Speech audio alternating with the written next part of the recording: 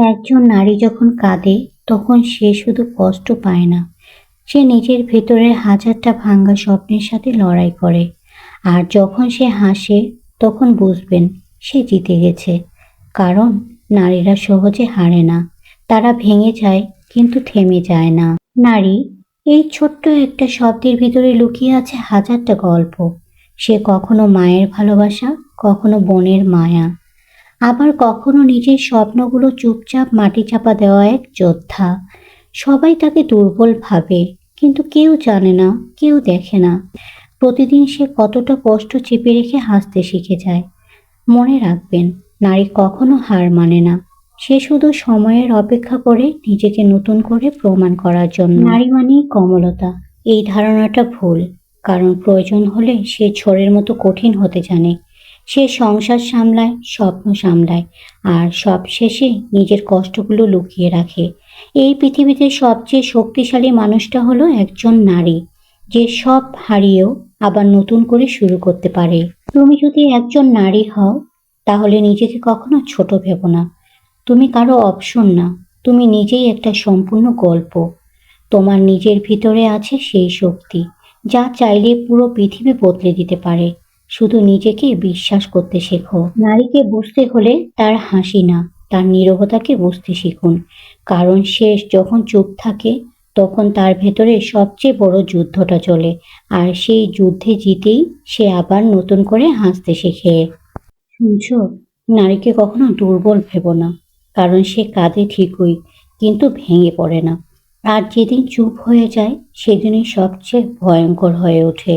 আমি নারী, কারো অপশন না, কারো টাইম পাসও না। আমি নিজেই একটা ব্র্যান্ড, যাকে হারালে লাইফটাই মিস হয়ে যাবে।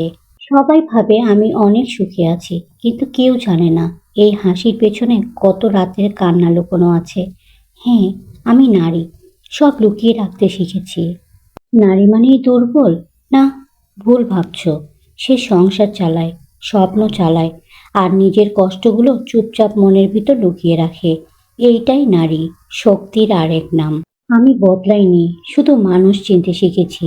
এখন আর কাউকে প্রমাণ দিতে হয় না, কারণ আমি জানি আমি কে। একটা মেয়ের চোখের পানি কখনো অবহেলা করো না, কারণ সেই চোখটি একদিন তোমার জন্যই স্বপ্ন ছিল। হ্যাঁ, আমি নারী, ভেঙে গেছি অনেকবার, কিন্তু প্রতিবারে নিজেকে নতুন করে গড়েছি। কারণ আমি হাঁটতে শিখিনি। নারীকে বুঝতে চাইলে তার হাসি না, তার নীরবতা পড়তে শেখো। শুনে রেখো, নারী কখনো দুর্বল না, সে শুধু চুপ থাকে সময় আসার অপেক্ষায়। আর যখন সে উঠে দাঁড়ায় তখন ইতিহাস বদলে যায়। আমি নারী, আমি কারো করুণা চাই না, কারো দয়াও চাই না। আমি নিজের জায়গা নিজেই তৈরি করতে জানি। মানুষ আমাকে অনেকবার ভাঙতে চেয়েছে, অনেকবার হারাতেও চেয়েছে, কিন্তু তারা জানতো না আমি নারী। আমি ভেঙে গেলে আরো শক্ত হয়ে যাই। আমাকে অবহেলা করেছিলে তো, ভালোই করেছো। কারণ আমি শিখে গেছি নিজেকে ছাড়া কাউকে প্রয়োজন নেই। একজন নারী যখন নিজের মূল্য বুঝে যায় তখন সে আর কারো পেছনে দৌড়ায় না, বরং মানুষ তার পেছনে দৌড়ায়। আমি চুপ আছি মানে এই না আমি দুর্বল। আমি চুপ আছি কারণ আমি জানি আমার উত্তরটা সময় দেবে। নিজেকে এতটা ভালোবাসো যেন কেউ তোমাকে অবহেলা করার সাহস না পায়। কারণ তুমি কোনো অপশন না, তুমি প্রায়োরিটি। নারীকে কাঁদানো সহজ, কিন্তু মনে রেখো, একবার সে শক্ত হয়ে গেলে তারে আর কেউ ভাঙতে পারে না। হ্যাঁ, আমি কেঁদেছি, আমি ভেঙে পড়েছি, কিন্তু আজ আমি দাঁড়িয়ে আছি নিজের শক্তিতে। কারণ আমি নারী, হার মানি না। নারীকে থামানো যায় না, সে শুধু একবার নিজের শক্তি চিনে নি। আমি কারো গল্পের চরিত্র না, আমি নিজেই একটা গল্প, যার শেষটা আমি নিজেই লিখব। আমার চোখের পানি দুর্বলতা না, এটাই আমার শক্তি। কারণ এই কান্নাই আমাকে শিখিয়েছে কিভাবে আবার উঠে দাঁড়াতে হয়। নারীকে অবহেলা করার আগে মনে রাখুন, যে মায়ের কোলে জন্ম নিয়েছেন সেও কিন্তু একজন নারী। একজন নারীকে কাঁদানো যতটা সহজ, কিন্তু তার সম্মান ফিরিয়ে দেওয়া সেটা আবার সবার পক্ষে সম্ভব হয় না। নারীকে ছোট করে কখনো বড় হওয়া যায় না, বরং তাকে সম্মান করলেই নিজের সম্মানটা বাড়ে। যে পুরুষ নারীকে সম্মান করতে জানে না সে কখনো সত্যিকারের মানুষ হতে পারে না। নারী খেলনা না, যে ইচ্ছা ভালোবাসলাম, না হলে অবহেলা করলাম। সে মানুষ, তারও অনুভূতি আছে। সমাজ বদলাতে চাইলে নারীকে সম্মান করতে শিখুন, কারণ নারী ভবিষ্যৎ গড়ে। নারী নীরবতা মানে দুর্বলতা না, এটা তার সহ্য করার ক্ষমতা, যেটা একদিন সীমা ছাড়িয়ে গেলে সব বদলে দেয়। যে নারী আপনার পাশে ছিল কঠিন সময়ে, তাকে অবহেলা করা মানে নিজের ভাগ্যকেই হারানো। নারীকে সম্মান দিন, কারণ সে শুধু ভালোবাসে না, সে আপনাকেও মানুষ বানাতে পারে। একজন পুরুষের আসল পরিচয় তার টাকায় না, তার ব্যবহারেই বোঝা যায় সে নারীদের কতটা সম্মান করে। নারীকে অবহেলা করে কেউ কখনো সুখী হতে পারেনি, কারণ তার অভিশাপ না লাগলেও তার কষ্ট একদিন ফিরে আসে। নারীকে কখনোই বোঝা মনে করবেন না, কারণ সে বোঝা না, সে আপনার জীবনের সবচেয়ে বড় শক্তি হতে পারে। যে পুরুষ নারীর চোখের পানি বুঝতে পারে না, সে ভালোবাসার মূল্য কখনো বুঝবে না। নারীকে অবহেলা করা সহজ, কিন্তু একদিন সেই নারী প্রমাণ করে সে আপনার ভাবনার থেকেও অনেক বেশি শক্তিশালী। সম্মান দিন নারীদের, কারণ তারা কেবল সম্পর্ক না, একটা পুরো জীবন গড়ে দেয়। তাই সবসময় নারীকে সম্মান করুন। হ্যালো এভরিওয়ান, আসসালামু আলাইকুম। Beauty's lifestyle by Farzana YouTube channel থেকে আপনাদেরকে স্বাগতম। আবারও নতুন একটি ভিডিও নিয়ে আপনাদের মাঝে হাজির হলাম। আশা করি সম্পূর্ণ ভিডিওটার সাথেই থাকবেন। আমি যে ভিডিওগুলো শেয়ার করলাম, আমার বাসায় গেস্ট আসবে, তার কিছু প্রিপারেশন ছিল, আর আমি সকালের নাস্তাটা তাড়াতাড়ি করে রেডি করে নিচ্ছি। আর গিয়েছিলাম বাজারে, কিছু বাজার করে নিয়ে এসেছি, কাঁচা বাজার, আরও টুকিটাকি কিছু বাজার ছিল, সেই বাজারগুলো সব খুলে গুছিয়ে নিলাম। আটা নিয়েছি, ময়দা নিয়েছি, আরও যেগুলো প্রয়োজনীয় সেগুলো নিয়েছি। আর আপনাদেরকে যে রিভিউটা শেয়ার করার কথা ছিল, গতবার ভিডিওতে বলেছিলাম যে আমি দই বানিয়েছি। তো আমি খেজুরের গুড় দিয়ে দই বানিয়েছিলাম ফার্স্ট। তো আলহামদুলিল্লাহ দইটা অনেক মজা হয়েছে। আর আমার বাসায় গেস্ট আসবে, এজন্য কিছু প্রিপারেশন, আসলে গেস্ট আসলে তখন মনে হয় যে বাড়িঘর পরিষ্কার থাকলেও মনে হয় যে আর একটু ভালো মতো গুছাই, তাই না? আপনাদেরও কি আমার মতো তাই মনে হয়? অবশ্যই কমেন্টে জানাবেন। আর বাড়িঘর পরিষ্কার করে দেখুন, আমি বেডশিটটা বিছানোর সঙ্গে সঙ্গেই মনে হচ্ছে আমার বিড়ালগুলো এত খুশি হয়েছে।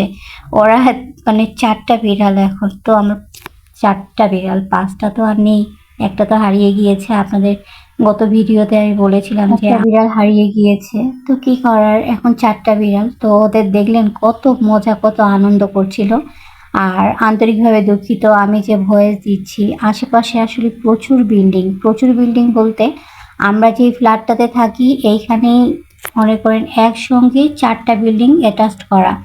4টা বিল্ডিং মানে কি 10তলা বিল্ডিং, সেখানে 4 4 16, একটা ফ্ল্যাট মানে এতেই ফ্লোরেই মনে করেন 4টা, 4 4 করে 16টা ফ্ল্যাট, ঠিক আছে? এরকম করে 10তলা, তাহলে এখানে কতজন মানুষ, 160 মানে পরিবার থাকতে পারবে এখানে। তাহলে কেমন না সাউন্ড হয়। আর এইখানে কাজ করে, ওইখানে কাজ করে, এই বিল্ডিংয়ে কাজ করে, সাউন্ডগুলো সব আসে, ভয়েস দিতে অনেক কষ্ট হয়। আমি চেয়েছিলাম একটু রিল্যাক্সে জায়গায়, এমন জায়গায় যাব যেখানে সাউন্ড কম হবে, কিন্তু ঘুরে ফিরে এখানে আরও বেশি সাউন্ড। কি আর করার, আসলে ভয়েস দিতে গেলে অনেক কষ্ট হয়ে যায়। তো ওই যে বললাম আমার বাসায় গেস্ট আসবে, তার জন্য কিছু প্রিপারেশন চলছে।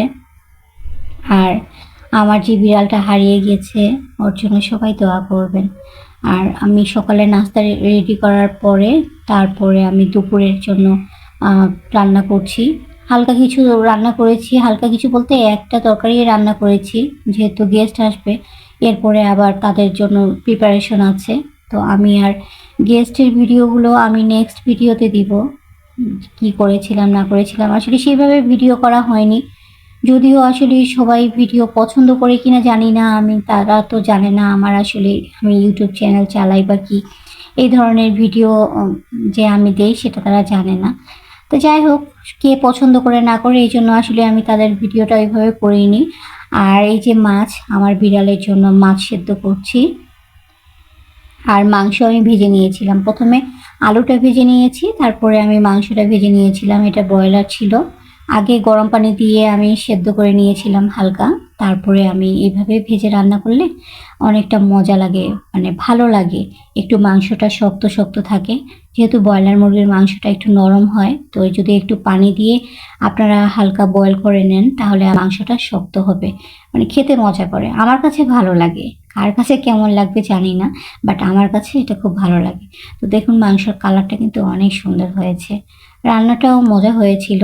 তো দুপুরে খাওয়ার পরে দেন আমি কিছু আইটেম তৈরি করে নিয়েছিলাম গেস্টদের জন্য। আর আসলে তারা বিকালবেলা আসবে, আসতে, আসতে একদম রাত করে ফেলেছে। আর এই যে দইটা দেখতে পাচ্ছেন সেই মজা ছিল আমার খেজুরের গুড়ের দই। আজকের মতো এই পর্যন্তই। সবাই ভালো থাকবেন। আল্লাহ হাফেজ।